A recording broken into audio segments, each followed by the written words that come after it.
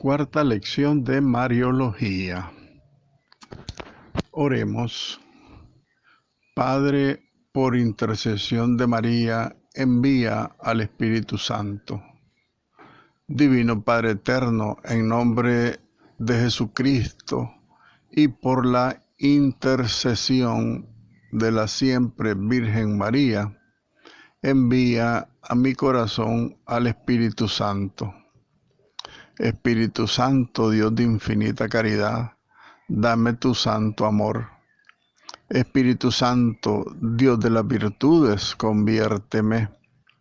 Espíritu Santo, fuente de luces celestes, disipa mi ignorancia. Espíritu Santo, Dios de infinita pureza, santifica mi alma. Espíritu Santo, que habitas en mi alma, transfórmala y hazla toda tuya. Espíritu Santo, amor sustancial del Padre y del Hijo, permanece siempre en mi corazón. Gloria al Padre, al Hijo y al Espíritu Santo, eterno amor. Amén.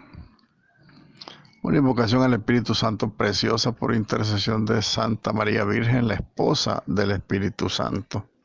Muy bien, bienvenidos queridos hermanos y hermanas a nuestra cuarta lección de Mariología, que estamos profundizando en el segundo capítulo de nuestro texto base y ubiquémonos en la Edad Media, la Mariología de la Edad Media, en la página 10 para los que siguen el texto. Estábamos hablando que la Edad Media, en la Edad Media se trata de un desarrollo doctrinal de la Mariología que tiene como punto firme la maternidad divina y la perpetua virginidad de la Santísima Virgen María, ¿verdad? Que recibidas ya como verdades pertenecientes a la fe, entonces de ahí, de esta convicción, de esta firmeza doctrinal, se orienta pues hacia la consideración del resto de las prerrogativas marianas, especialmente la Inmaculada Concepción, la Asunción, la mediación y la realeza de la Santísima Virgen María. Son prerrogativas que ella adquiere en atención pues a los méritos de su Hijo Jesucristo, Redentor del mundo, y a su papel, a su misión principal, que es la maternidad divina. Y entonces esta Edad Media sigue ampliando y profundizando todos estos temas ya recibidos de alguna manera como un esbozo de la teología patrística. O sea, es la continuidad que tiene la doctrina de la Iglesia a partir pues de los mismos padres apostólicos, los apóstoles, el mismo Cristo, la misma experiencia que tuvieron los apóstoles con María, etc. El primer autor notable de la Edad Media es Beda el Venerable, que existió, vivió y murió en el año 735. En él se encuentran los tradicionales temas, ¿se acuerdan de la edad, de la primera edad patrística, digámoslo así, de aquella frase o aquellas paráfrasis Eva María, María Iglesia, juntándola también pues con Cristo, Adán Cristo primero, en primer lugar, pues, ¿verdad? Entonces, la vida de la Santísima Virgen María, sus virtudes y sus privilegios con Beda el Venerable reciben en la predicación de y en los comentarios que él hará de los textos bíblicos, pues este culto a la Virgen María, este estudio mariológico, recibe pues de Beda el Venerable un tratamiento piadoso y sobrio, que es un elemento cualificador de la teología patrística, ¿verdad? Es piadoso la piedad, la espiritualidad y lo sobrio, pues no hay nada de exageraciones. También está Ambrosio Auperto, que muere en el año 784, que llega a afirmar la maternidad espiritual de María incluso, no solamente la maternidad física del verbo, sino la maternidad espiritual, en el sentido, pues, la maternidad para toda la iglesia. Este Ambrosio Auperto es de origen italiano y está influenciado por la teología oriental de la Iglesia Ortodoxa, y aún tratando los temas clásicos de la teología latina, pues él tiene esa influencia oriental de la Iglesia Ortodoxa. Esto se nota en el relieve que toma el Apocalipsis. Él supo unir la tradición teológica bizantina y la tradición teológica latina. También está el Hiparto de Toledo, que muere en el año 800, y también está Félix de Urgel en el 818, fallece también, y recalcan estos dos, el Hipanto y Félix, recalcan la verdad, esta gran verdad de la maternidad divina, en el rechazo del adopcionismo, que es otra herejía de aquellos primeros tiempos del cristianismo, lo cual culmina con el concilio de Frankfurt en el año 794. Recordemos que el adopcionismo decía que Jesucristo no era Dios, nació como un hombre de María, y que después, cuando ya estaba grande, Dios lo adoptó como hijo para que él fungiera como el Mesías enviado. Entonces ese es el gran error del adopcionismo, y el Hipanto y Félix pues recalcan esa maternidad divina de la Virgen, que Jesucristo no era solamente hombre, sino que en primer lugar era Dios. Ahora, los escritores carolingios, que por ejemplo aquí menciona varios, dice Alcuino del 804 y Paulino de Aquileia del 802, estos escritores carolingios fueron los que más se esforzaron en tratar la apologética en contra del adopcionismo. A este periodo de los años 800, el primer siglo, quizás hasta finales incluso del siglo XIII, pertenece esta composición de el Ave María Stella, el himno en el que se exalta la maternidad virginal, la maternidad divina y la maternidad virginal. María, Madre de Dios y Virgen, siempre, la siempre Virgen. Imagínense entonces desde qué tiempos, incluso yo diría que desde los mismos comienzos apostólicos, la Iglesia ha sostenido la maternidad divina y la virginidad perpetua. Y en estos escritores carolingios, pues, que compusieron el Ave Maris Stella, María Estrella del Mar, pues, ¿verdad? Entonces es un cántico a la Virgen de los años memorables, diría yo. Entonces, esta imagen de la Santísima Virgen María como estrella del mar pasa rápidamente a la devoción mariana occidental y se encuentra presente en Estrabón en el año 846 y en Rábano Mauro en 856. Ambos benedictinos, Estrabón y Rámano Mauro, benedictino, y alcanzará con ellos pues, quizás su expresión más bella en San Bernardo de Claraval. Acuérdense que San Bernardo también era de los benedictinos en el año 1153. Después haremos referencia de San Bernardo, ¿verdad?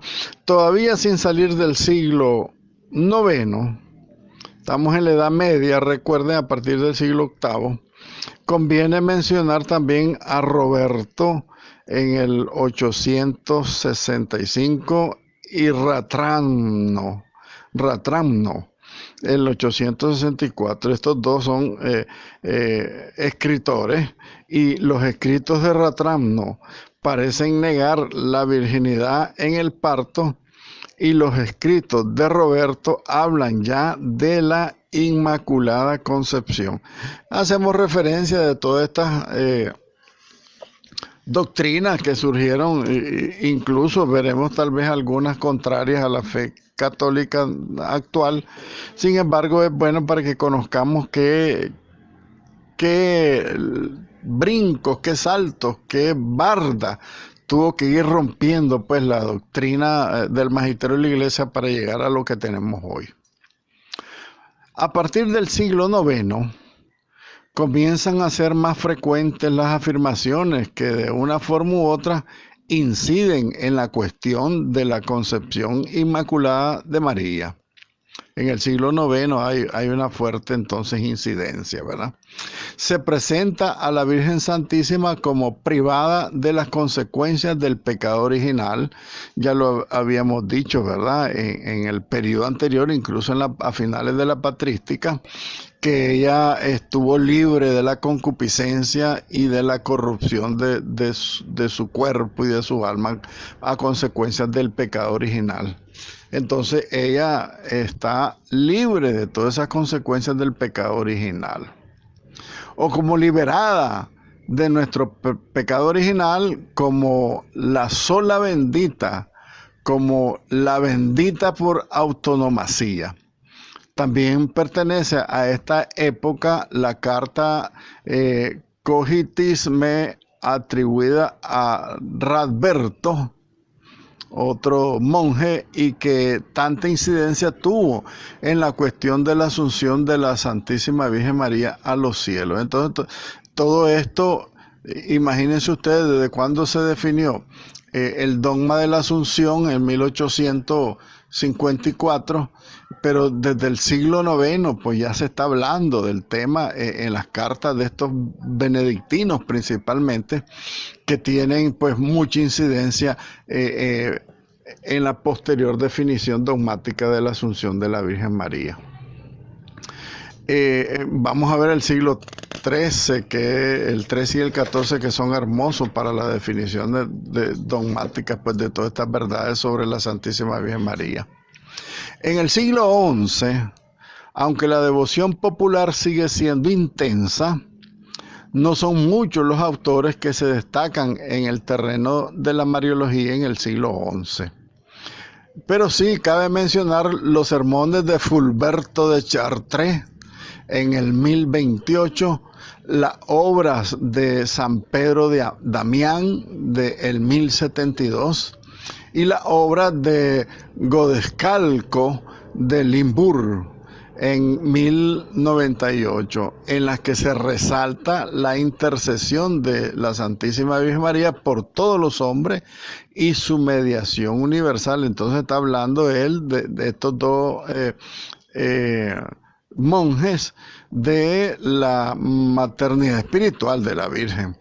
Y a finales del siglo XI entonces se comienza a considerar con mayor atención la colaboración de Santa María Virgen en la obra de la redención de su Hijo Jesucristo. Recuerden que el Concilio Vaticano II habla de que ella colaboró de una manera activa y no pasiva. Y esto ya se mencionaba en el siglo XI, estamos hablando en el año 1000, de 1000 a 1100. Por su parte, en el siglo XII es importante porque hay varios autores maravillosos. En el siglo XII entonces surge una nueva época en la Mariología, sobre todo en lo concerniente al quehacer teológico en general, pero también en las Mariologías. Entonces, en consecuencia, en la forma de considerar a la Santísima Virgen María. En efecto, entonces, a partir de este siglo, con el surgimiento de la escolástica, acuérdense de la escolástica que es posterior a la patrística, y también, además del surgimiento de la escolástica, pues la concepción de la teología como una ordenada fides quarem intelligium, ¿verdad? Los teólogos consideraban a Santa María Virgen como parte integrante de lo contemplado por la fe en su Hijo Jesucristo, estamos claros, ¿verdad? Porque esta contemplación se encuadra principalmente en torno pues al misterio de Cristo Redentor del hombre, Cristo Dios Redentor del hombre.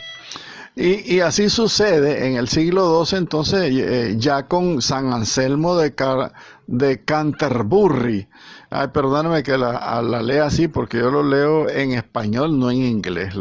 Nosotros que hablamos español, aunque nos pongan palabras de origen inglés, yo las mencionaré en español. Canterbury, San Anselmo, ¿verdad? En el año 1109. Y su doctrina sobre la Reina del Cielo, nuestra Madre, se encuentra principalmente en su obra Cur Deus Homo, dedicado al motivo de la encarnación de Dios. Y también en su obra De Conceptu Virginali es Originali Peccato, y de las célebres obras Oraciones, ¿verdad? De este San Anselmo Canterbury.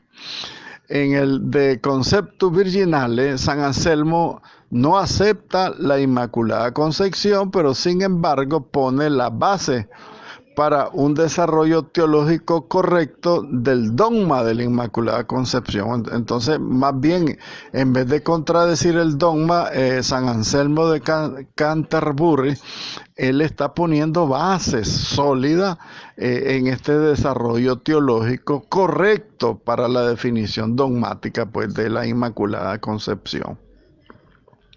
Y en sus obras, sus oraciones son de una gran riqueza también mariológica, no solo por la honda piedad que muestran sus oraciones, sino por la profundidad con que la Santísima Virgen María es presentada como Madre de Dios, y en consecuencia por las deducciones que de ahí se hace en torno al papel pues que ella, la Santísima Virgen María, jugó en la historia de la salvación del hombre, de los hombres. Entonces, estamos hablando del siglo XII, inmersos en este ambiente también aparece Edmero, se llama el monje, discípulo de San Anselmo del año 1124, que escribe dos obras muy importantes para el tema de la Inmaculada Concepción. El Liber de Excelencia Virgini María, y también un Tratatus sobre su concepción. Él está hablando de la Inmaculada y está hablando de la concepción, las dos palabras que hacen el dogma, ¿verdad? Y Edmero, este monje, en él se prosigue con tonos cada vez más ardientes la tradición plasmada ya en el Sumptuum Praesidium, que evoca de este Sumptuum Praesidium también de San Anselmo, que evoca a la Santísima Virgen María como intercesora y como ayuda singular para todos sus hijos de la iglesia, ¿verdad? También en esta época comienza la interpretación mariana del Cantar de los Cantares. Miren que en la Sagrada Escritura, entonces, la misma patrística, la escolástica y la Edad Media también, entonces, todos los tiempos, tenemos que decirlo, todos los tiempos de la iglesia, pues ya están sacando en su reflexión sobre los textos del Evangelio, principalmente en el Cantar de los Cantares, está viendo ya pues estos primeros teólogos, porque son teólogos definitivamente, porque ellos discutían la teología, por lo tanto son teólogos. Entonces ellos empiezan ya a darle interpretaciones marianas al Cantar de los Cantares. No sé si alguno de los cantares los han leído ustedes y se escucha que como que están dándole una gran gloria y alabanza a la Santísima Virgen María. Entonces esto es lo que hacen estos grandes teólogos de la Edad Media. Y esta interpretación mariana del Cantar de los Cantares, quizás debido a la lectura de trozos del Cantar de los Cantares que estaba insertado en la liturgia, en la fiesta de la Anunciación de la Santísima Virgen María, ¿verdad? La Anunciación. Más bien la Asunción. Acuérdense que estamos hablando que la primera fiesta fue la Asunción de la Santísima Virgen María, ya establecida incluso en el tiempo patrístico, el 15 de agosto, y hasta hoy se mantiene esa fecha. Entonces, los primeros comentarios sobre la fiesta de la Asunción y la interpretación mariana del Cantar de los Cantares, los primeros comentarios son los de Ruperto de Deus en el año 1135 y el Honorato de Autun en el 1163, ¿verdad?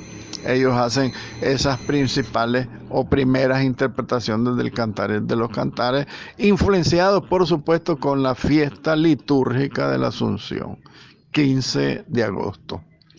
Otro que sobresale del siglo XII es San Bernardo de Claraval, les decía anteriormente, del año 1153. Porque San Bernardo es sin duda la figura mariológica clave del siglo XII. No tanto por la amplitud de sus escritos, cuanto por su decidida influencia en el pensamiento posterior. Y todavía subsisten los escritos de San Bernardo de Claraval sobre la Santísima Virgen María. Sus escritos más importantes son las 4 homilías sobre el Evangelio Missus et, el Evangelio Missus et, los 3 sermones sobre la fiesta de la Anunciación, los 4 sermones sobre la Asunción, un sermón sobre las 2 estrellas de María, según el Apocalipsis, la figura del Apocalipsis capítulo 12, también un sermón de la fiesta de la Natividad de María y una carta a los canónicos de León. San Bernardo tiene buenos escritos sobre la Santísima Virgen María. Entonces, se trata entonces, por lo tanto, fundamentalmente de una producción teológica hablada, y su influencia se debe no en pequeña medida a la belleza de su estilo de escribir, ¿verdad? A la belleza del amor que lo hace expresarse con tanto cariño, con tanta devoción, con tanto arte, con tanta unción, con tanto fervor, alabando unánimemente a la Santísima Virgen María. De San Bernardo, de que una oración de él es aquella que dice: acuérdate, oh Santísima María, que ninguno que te haya invocado haya sido abandonado de ti. Y por ahí va la oración de San Bernardo. La influencia entonces de San Bernardo se debe también a 2 características de su doctrina mariana. En primer lugar, también su doctrina mariana, decíamos, por una parte, y que también intenta recoger la tradición anterior que se tenía sobre la devoción a la Santísima Virgen María, y por otra parte su pensamiento, que tiene una magnífica coherencia interna. No hay ninguna cosa que esté maldicha, digámoslo así. Entonces, sus 2 principios de San Bernardo, los 2 principios de su mariología son los siguientes: la grandeza de la maternidad divina de María, por un lado, y por otro lado su papel como mediadora entre Dios y los hombres en razón de su especial y materna relación con el mediador, único mediador, Cristo. Entonces no desecha en sus dos elementos claves de la grandeza de sus principios, es la maternidad divina y la maternidad espiritual, o sea, la intercesión, la mediación que ejerce la Santísima Virgen María en Jesús y bajo Jesús, en relación pues a los hombres, a la salvación del género humano. Tengo una reflexión sobre algunas expresiones del Papa Francisco que se han malentendido y que dicen que el Papa niega totalmente la misión de mediadora y de corredención que tiene la Santísima Virgen María. Se los voy a enviar para que lo lean. Si Dios quiere hoy, a ver si me acuerdo más tarde y se los envío, ¿verdad? Para que reflexionemos y saquemos nuestra propia conclusión. Y reflexionemos como debe reflexionar el cristiano, reflexionar en la iglesia y con la iglesia para interpretar las reflexiones de nuestros legítimos pastores. En primer lugar, el Papa, en nuestro caso el Papa Francisco, que han querido manipular sus expresiones, principalmente así prensa, que son amarillistas, han querido manipular las frases que dijo el Papa. Entonces ahora todo el mundo está negando que la Virgen sea corredentora. Pero el Vaticano II nos habla bien claro que ella está y toma de la infinita riqueza de la redención de Cristo para ella ser dispensadora pues, de todas esas gracias que nos ganó Cristo Jesús a todos nosotros. Pero eso pues lo reflexionaremos tal vez en un paréntesis que hagamos para que ahondemos pues en ese tema. Sigamos con San Bernardo. San Bernardo, por su influencia mariológica, ha recibido el título de doctor melifluo, doctor melifluo, precisamente por la belleza de su estilo poético de escribir, de su narración. Su más importante característica es la doctrina sobre la mediación de la Santísima Virgen María.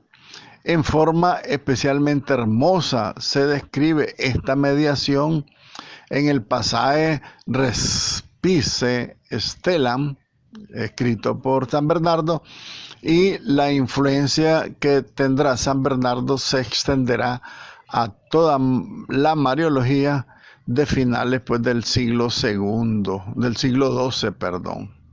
¿Verdad? Entonces la influencia de San Bernardo es grande, yo creo que tenemos que tenerla en cuenta y valdrá la pena revisar pues todas estas palabras en latín para que le demos su verdadero sentido.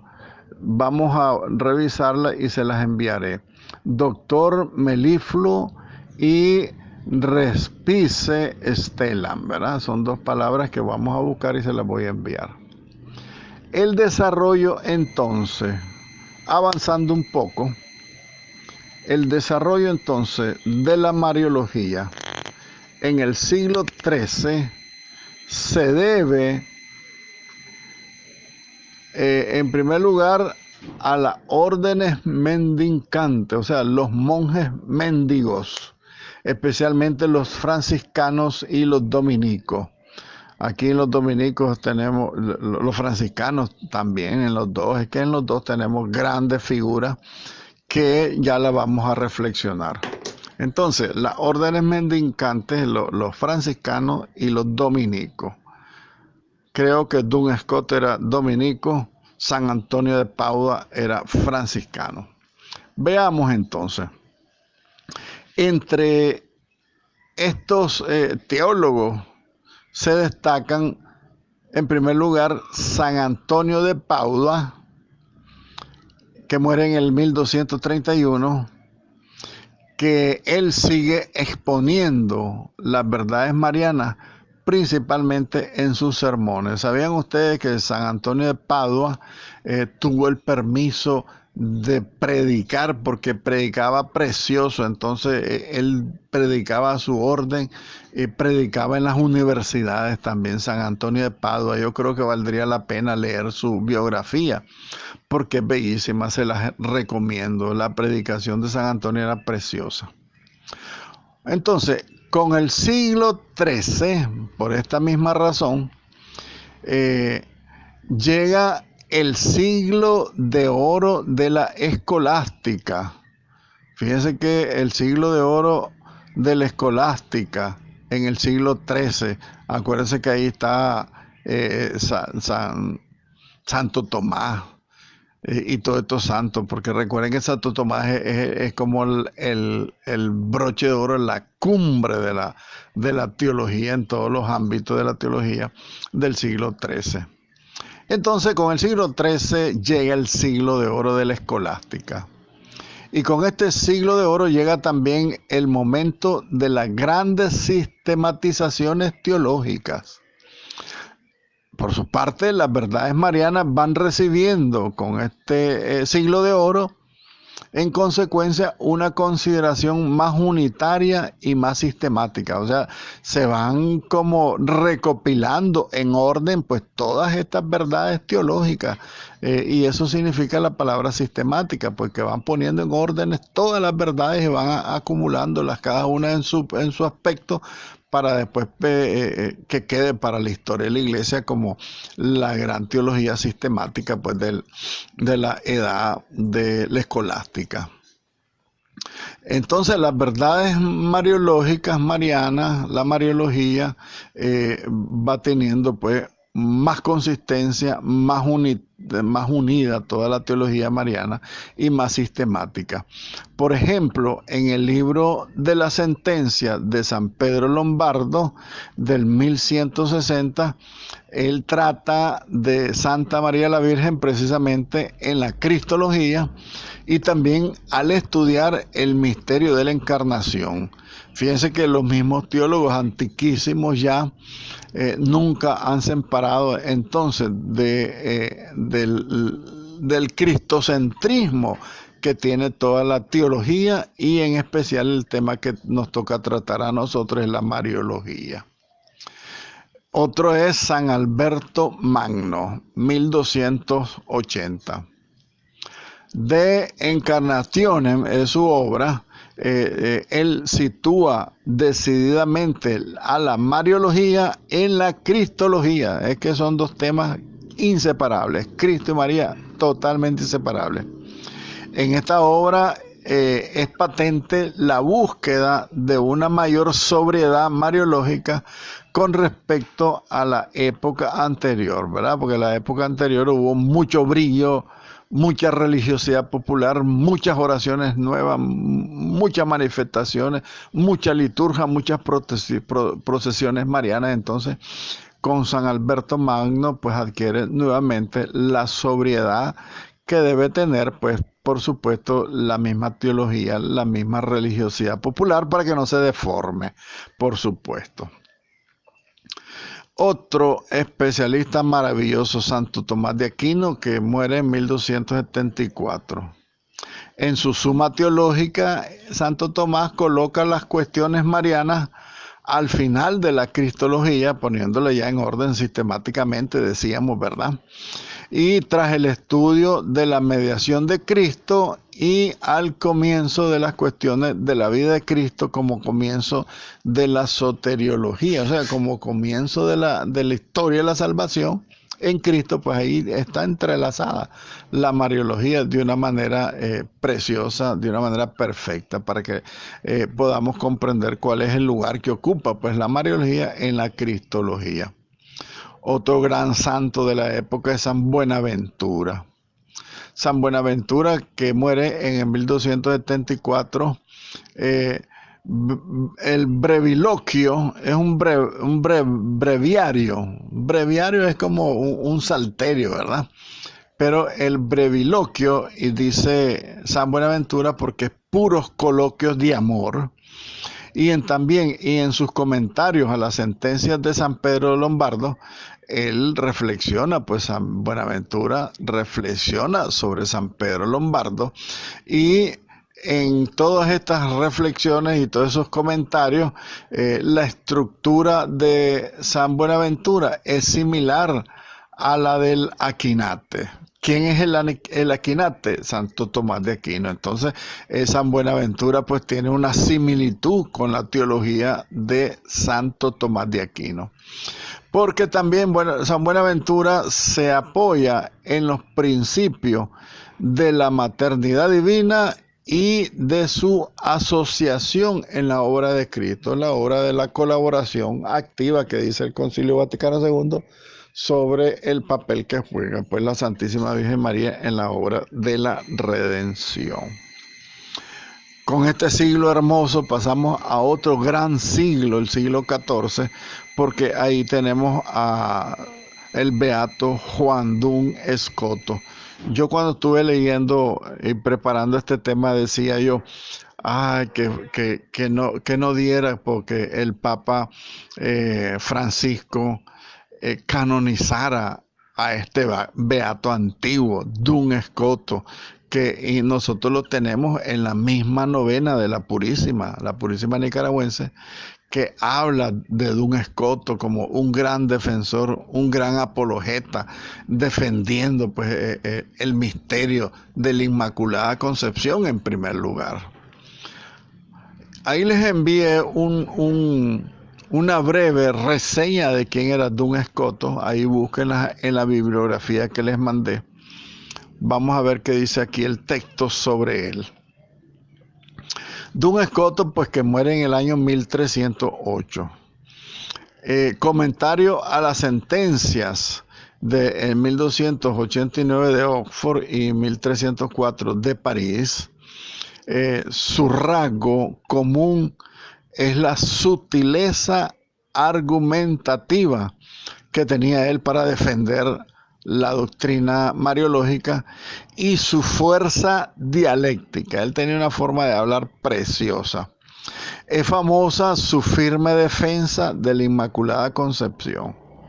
Decir que María no ha contraído la mancha del pecado original no solo no niega la universalidad de la redención, sino que muestra Dun Escoto en su teología a Cristo como redentor perfectísimo, pues una redención que incluso preserva del pecado es más perfecta que una redención que simplemente libera del pecado una vez que ya se ha cometido.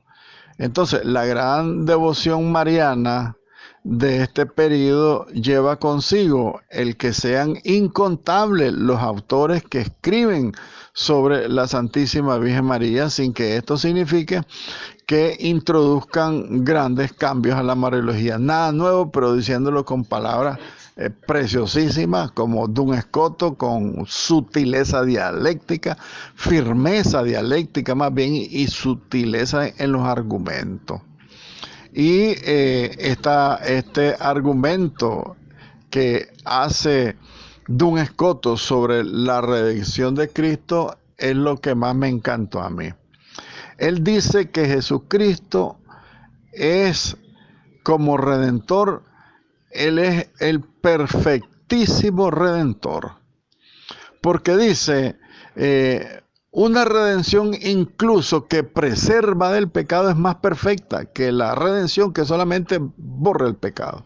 O sea, Él previno incluso antes de venir a la encarnación, antes de venir a vivir con nosotros, antes de venir incluso antes de nacer la Santísima Virgen María, ya la redención de Cristo previene el pecado en ella, en atención a sus mismos méritos, pues, y a su misma dignidad de Dios, de su omnipotencia y de su infinita santidad. Entonces, en este sentido, es la reflexión de Dun Escoto, que hace una reseña increíble que la redención es más perfecta cuando preserva del pecado más que solamente que lo libera cuando ya se cometió. María nunca lo cometió porque fue preservada de la culpa original. Por lo tanto, la redención de Cristo en la reflexión de Duns Scotus es que es un redentor perfectísimo, poderosísimamente infinito su poder redentor. Por eso nosotros decimos que la virtud de la pasión, muerte y resurrección de Jesucristo, esa virtud, o sea, el poder que tiene eso es infinito. Abarcó desde Adán y Eva hasta el último hombre que nazca en el mundo. Aunque Él haya venido en la plenitud de los tiempos, como dice la Sagrada Escritura, Él redimió a todos los anteriores a Él y preservó a la Santísima Virgen María del pecado, porque su redención es infinita, la virtud es infinita de la redención de Cristo. Eso es lo más hermoso de Duns Scotus. Por su parte, hay otros teólogos del siglo XIV, por ejemplo Jaime de Voragine, de 1298, conocido por su leyenda dorada y por su Marialis Aureum, la Aurea Mariana. Él escribió, Jaime de Voragine. También Raimundo Lulio, de 1316. En él se unen en una síntesis inconfundible la poesía y la ciencia teológica al tratar el tema de la Santísima Virgen María y de toda la teología. Raimundo Lulio era un gran poeta, pero combinada con la ciencia teológica, un gran teólogo, diría yo. También están Gregorio Palamas, del 1360, y Nicolás Cavasilas, del 1371, en Oriente, ¿verdad? La iglesia de Oriente, la iglesia ortodoxa. Y puede decirse que se asiste en este periodo del siglo XIV a un auténtico enriquecimiento de la doctrina mariológica, y lo que como hecho teológico es quizás más importante, hemos asistido en este siglo a un auténtico clamor de alabanza mariana por parte de los teólogos. Acuérdense que los teólogos son más científicos que enamorados. Entonces, sin embargo, ellos expresaron en el siglo XIV todo el amor en ese clamor de alabanza mariana. Y es asombroso porque sale pues de palabra de los teólogos.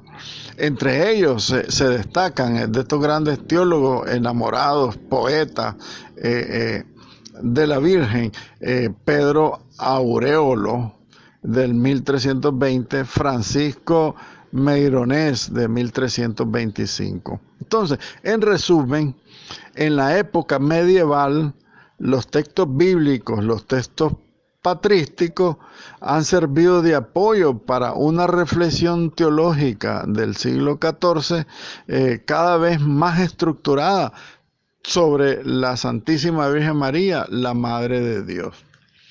En esta época surgieron tres géneros marianos específicos. El primer género, Mariales; el segundo género, florilegios marianos, de flores de María, ¿verdad? Y monografías marianas. Entonces, el Mariales, el primero de estos tres géneros marianos, son libros escritos de alabanza y de honra a María, entre las que proliferan, se deben mencionar la atribuida a San Alberto Magno, que a la luz de los textos de la Anunciación introduce varios temas marianos sobre este primer género literario mariano, ¿verdad?, de San Alberto Magno. Los florilegios, o sea, las flores amarillas, Florilegios marianos es donde se relatan diversos hechos prodigiosos atribuidos a la intercesión de la Santísima Virgen María, entre ellos de Miraculis, de la Bienaventurada Virgen María, de Gualterio de Cuni. Son obras artísticas, géneros literarios preciosos. Y un tercer género literario son las monografías marianas, que o trata de algunas prerrogativas marianas, Tractarum de Concepciones Bienaventurada María, Virgen María de Edmero, o recogen también estas monografías colecciones de sermones marianos, ponderando algún aspecto precioso de la Santísima Virgen María, ¿verdad? Tratatus de Beata Virginis de Bernardo de Siena, por ejemplo, es una obra. O bien se ofrecen también en estas monografías marianas consideraciones espirituales sobre la Virgen María. Por ejemplo, la obra de Conrado de Sajonia, Speculus Bienaventurada Virginis María, ¿verdad? O algunas glosas en estas monografías, ¿verdad? Algunas glosas de la vida de la Santísima Virgen María, titulada, por ejemplo, el Itinerarium Virginis María, que es autónoma esta monografía. Entonces, por lo tanto, de esta época del siglo XIV proceden los himnos Ave María Stella, Salve Regina, Alma Redentoris Mater, Memorare del siglo XII. Debemos citar especialmente el Santo Rosario, que adquirirá la actual estructura del siglo XVI. Pero ya el siglo XII, pues ya existía el Santo Rosario, porque ya en este siglo IX, por ejemplo, está Ave María Stella. Del siglo XI, la Salve Regina. Miren que Salve Regina tiene ya buen tiempo entonces. El Alma Redentoris Mater del siglo XII, Memorare del siglo XII también. Ok, las fiestas marianas del siglo XIV se multiplicaron extraordinariamente. Junto a la severa imagen romántica de la Virgen con el Niño aparece la gótica de la Dolorosa y de la Piedad. Acuérdense la Piedad que está en Roma. Y también se construyen catedrales y muchos templos en honor a la Santísima Virgen María. En la Edad Media, entonces, la teología mariana prosigue en el siglo XV con la consideración cada vez más atenta a los misterios de la Inmaculada Concepción y de la Asunción Gloriosa al cielo.